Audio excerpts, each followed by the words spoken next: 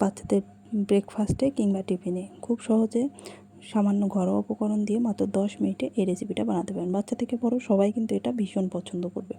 এটা বানাতে প্রথমেই লাগছে সিদ্ধ করা আলু, আদা কুচি, মরিচ কুচি আর পেঁয়াজ কুচি। তারপরে গ্যাসের ফ্লেম অন করে একটা প্যান বসিয়ে দিয়েছি সামান্য একটু তেল। তারপরে প্রথমে পেঁয়াজ কুচিটা দিয়ে সামান্য নাড়িয়ে চাড়িয়ে আস্তে আস্তে আদা কুচি আর মরিচ কুচিও দিয়ে দিচ্ছি। দিয়ে ভালো করে নাড়িয়ে চাড়িয়ে দিয়ে দিচ্ছি স্বাদ মতো লবণ, সামান্য হলুদ দিয়ে ভালোভাবে নাড়িয়ে চাড়িয়ে নেব। তারপরে আমি সিদ্ধ করা আলুটা দিয়ে দিচ্ছি। সিদ্ধ করা আলুটা দিয়ে নাড়িয়ে চাড়িয়ে নিয়ে যখন বেশ ভালোভাবে ভাজা ভাজা হয়ে যাবে তখন দিয়ে দিচ্ছি সামান্য একটু গোলমরিচের গুঁড়া। গোলমরিচের গুঁড়া আপনারা চাইলে দিতেও পারেন, নাও দিতে পারেন, সুন্দর একটা সুগন্ধ আসে এই জন্য আমি দিয়েছি। তারপরে দিয়ে দিচ্ছি হাফ চা চামচ মতো গরম মশলার গুঁড়া দিয়ে ভালোভাবে নাড়িয়ে চাড়িয়ে আমি এটাকে রান্না করে নেওয়া হয়ে গেলে নামিয়ে নেব। তারপরে সেই প্যানের মধ্যেই দিয়ে দিচ্ছি সামান্য তেল আর আমি 3টা ডিম দিয়ে দিয়েছি।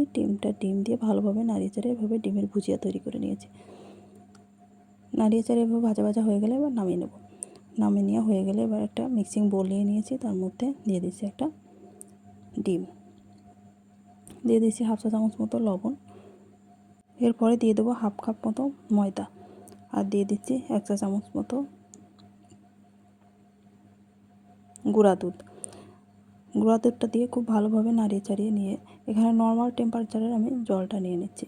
ঠান্ডা কিংবা গরম জল ব্যবহার করি। ভালোভাবে নাড়িয়ে চাড়িয়ে খুব ভালোভাবে কিন্তু মিশিয়ে নিতে হবে যেন ভেতরে কোনো গুটি গুটি ভাব না থাকে।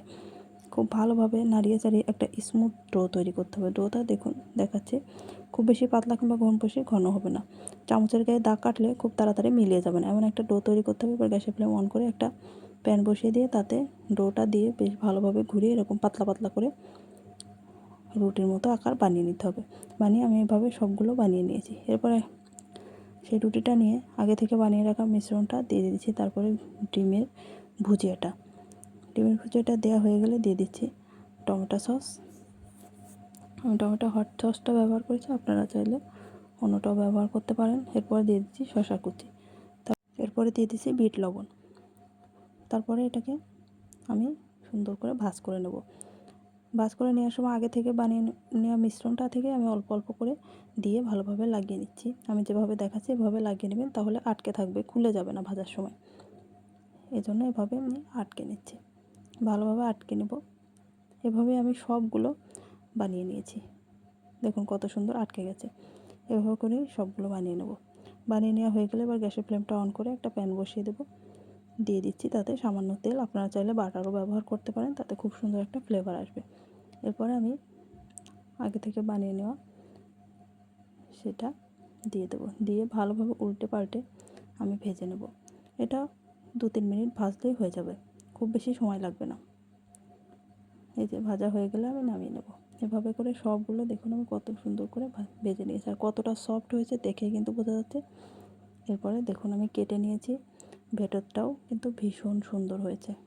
বাসায় বানিয়ে দেখতে পারেন।